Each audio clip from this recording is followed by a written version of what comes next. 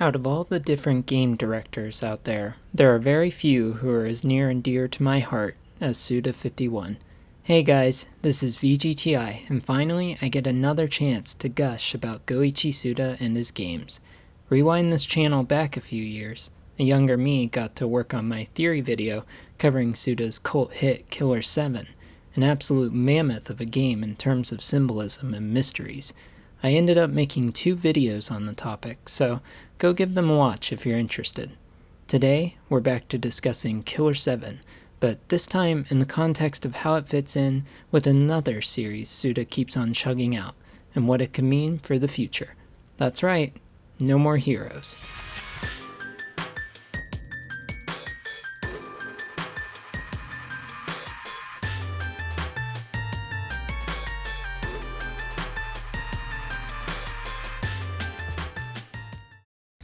Early this year, one of 2019's first smash hit games for me personally was Travis Strikes Again, No More Heroes.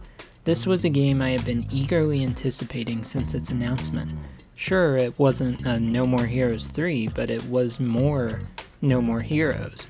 And on the Switch, no less, meaning I needed it, and I needed it bad. TSA was a game I went into with zero expectations, only learning later on that it was the first game Suda51 had personally directed in a long time. All I knew of it was that it was a spin-off No More Heroes title, thrusting Travis Touchdown and the new character Badman into the world of a video game console. That's right, Travis Strikes Again is a video game about, well, playing video games. If it wasn't clear enough at this point, TSA is an amazing game. Both the Gaming Brit and Genry Perez did fantastic videos on the topic, and I suggest going to watch them if you still have doubts. On the surface, TSA may seem like a cheap spin-off of the No More Heroes series, but in actuality, it's one of the best games in the series, if not the best, at least in my opinion. It's Suda51 wiping the slate clean on what has been a messy past several years of publisher issues and shifting of direction, creating a smaller scale No More Heroes game that tells a much more personal story than anything he's put out yet. TSA is a game about playing games, yes, but it's also about so much more. About Suda's history as a gamer and as a developer, about Grasshopper's games over the years, about the indie gaming scene and AAA gaming as a concept. But, sorry, I'm gonna have to pump the brakes. I could gush about TSA for hours, and we don't have that kind of time. The reason I wanted to give some context about Travis Strikes Again is because it's the inspiration for creating this video, and an excuse to allow me to discuss No More Heroes, a series I love, and one that hasn't been covered on this channel yet. You see, TSA was an innocent enough game at the start, until the clip from the beginning of this video snuck its way into the game following an update. Suda and Grasshopper threw in a rather plot-important cutscene for the game's opening title screen, and this cutscene outright confirms that Killer7 and No More Heroes take place in the same universe. Not only that, this cutscene also confirms that a major character from Killer7 directly influenced the plot of Travis Strikes Again. It's a lot to take in. Before that cutscene, it was always implied but never outright confirmed that the 2 series shared the same world. Both games are part of Kill the Past. If you've heard this term in relation to Suda games, there's a reason why. Kill the Past is a set of themes that link Suda's games together. Things like assassins, characters with the same names, and stories involving characters facing and overcoming or killing their pasts. For as long as Suda has been making games, the guy has always managed to throw in surprise references and cameos to his other works throughout them. It's led to the belief in something called the Sudaverse, the idea that all of his games share the same universe. When questioned about this in a 2017 interview on GameSpace, the man himself outright states his support of this idea. I do feel they all exist in the same world, in the same universe. You know, they live in different areas and won't come in contact or anything, but I do feel they live in the same world. Not just the characters, but all the game elements too. There are no concrete plans, but something I would really like to do at some point is to give fans more cameos, like crossovers between the different characters of the different games so far. So Killer7 and No More Heroes exist in the same universe. Cool, yeah? But what does this mean for the games in question? My theory for today is this. Someone revived Killer7's Dan Smith, and he got the ball rolling, pun intended, for the entire plot of Travis Strikes Again. To start things off with this theory, let's recap what happened with that cutscene. One of the weirder things about it is that it builds off of a Killer7 short story written by Suda51 called Killer is Dead, not to be confused with that game. The story is a sort of prequel to Killer7 and focuses on the partnership formed between Dan Smith and Shigeki Birkin, otherwise known as Badman, our Father of the Year from Travis Strikes Again.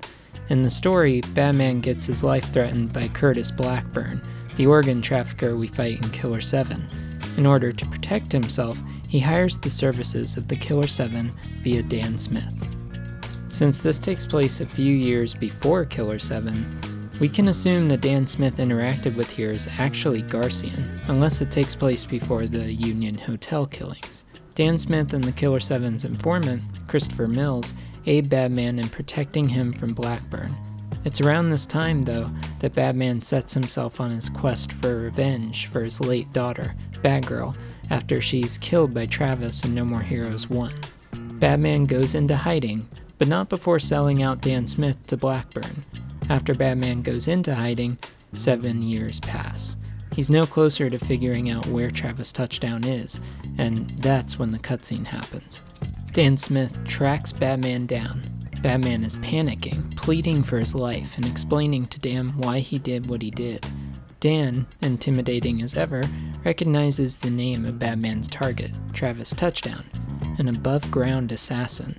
With a simple request, Dan gets Christopher Mills to immediately find out where Travis is, in the middle of nowhere within Texas. He relays this information to Badman, telling him to go kill Travis and bring his daughter back.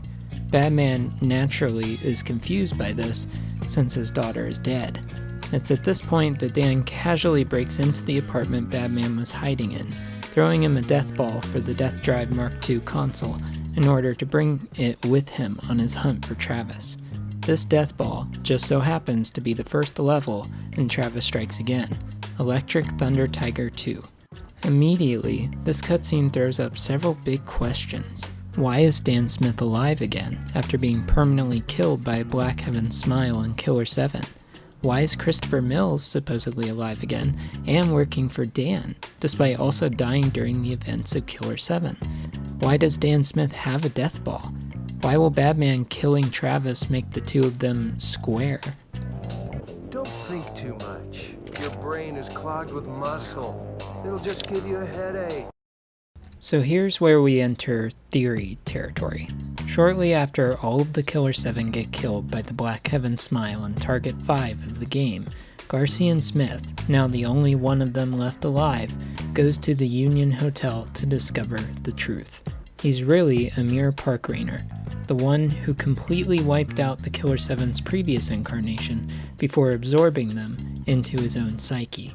The last scenario of Killer7 takes place 3 years later, which, if the supposed times on these games are correct, means this scenario takes place 2 or 3 years before Travis Strikes Again. Amir is now back to being himself, with no sign of the Killer7 present. You can't play as any of them at this part, since they're completely gone and the truth has been revealed. So with Amir back to his own self and the Killer7 nowhere to be seen, what in the world is Dan doing in TSA? As I said, my theory is that someone revived Dan Smith. This someone is most likely Harmon Smith, the godlike old man from Killer7, and the one who seems to be in control of them throughout the centuries. My reasoning for this theory is this. Dan Smith has died before. His original self was killed by Curtis Blackburn after being set up by his partner, Pedro. Despite his death, one of Harmon Smith's incarnations revived him with his powers, making him a part of the Killer7. The thing with Harmon is that we don't really know a whole lot about the guy. There are multiple versions of him seen throughout Killer7, and overall, he seems to be a deity-like figure that lives on again and again in different forms. His power to revive the dead is how he gained Dan Smith as a part of the team, and that revival power eventually passed on to Garcian when he wiped the entire group out at the hotel. With all that said, let's assume Harmon revived Dan. If this is the case, Harmon has likely revived other members of the Killer7 as well, or possibly even adopted new members into the team. This would also explain why Christopher Mills is seemingly alive again. Harmon may have revived him too. This point, though, I am a little less sure about. We don't actually hear Mills' voice during that cutscene. Dan just asks him to find Travis and suddenly it's done. Since Mills is seen post-death in Killer7 as a remnant psyche, it's possible that he's still a remnant psyche for the team even now. This would explain why we don't hear his voice anywhere in the cutscene. The remnant psyches are ghostly figures who often give the Killer7 advice, so this would fit. With that, we've figured out why Dan and Christopher are back. That brings us to the stuff relating to Travis Strikes Again, the death ball, and Dan's interest in Travis's death. From what we can tell by all of this, Dan is the one responsible for kickstarting the entire plot of TSA. Somehow, Dan gains possession of the Electric Thunder Tiger 2 death ball. Keep in mind, these death balls are rare and hard to find, as the Death Drive Mark II console got pulled from the market due to the danger of its hardware. That, in turn, is why there are only 6 death balls. Wherever Electric Thunder Tiger 2 was being kept after its cancellation, Dan Smith broke in and retrieved it. There is always the possibility that he was just given the death ball by someone, but Dan and the rest of the Killer7 do specialize in infiltrating high-security locations, so I believe the former is more likely. But here's where things get confusing. What is Dan Smith's motive behind all of this? Why would he steal a death ball and give it to Batman? One thing that is clear is Dan wants Travis Touchdown dead. We don't know why, but according to him, Travis's death will make him and Batman square again, implying that killing Travis is doing him a favor. But for what purpose? Travis hasn't come into conflict with the Killer7 before, and he's even gone into hiding, pulling himself off the radar from everyone he knows. This suggests that Dan Smith knows something about Travis that we don't. Alternatively, Dan couldn't care less about Travis getting killed. Maybe the goal all along was to get Batman and Travis together. No, not like that. Calm down, shippers. The way I see it, Dan sees something good coming out of a partnership between Travis and Batman. He's already aware of Travis's reputation and skill, and pitting a famous assassin with an unhinged killer like Batman could lead to some interesting results.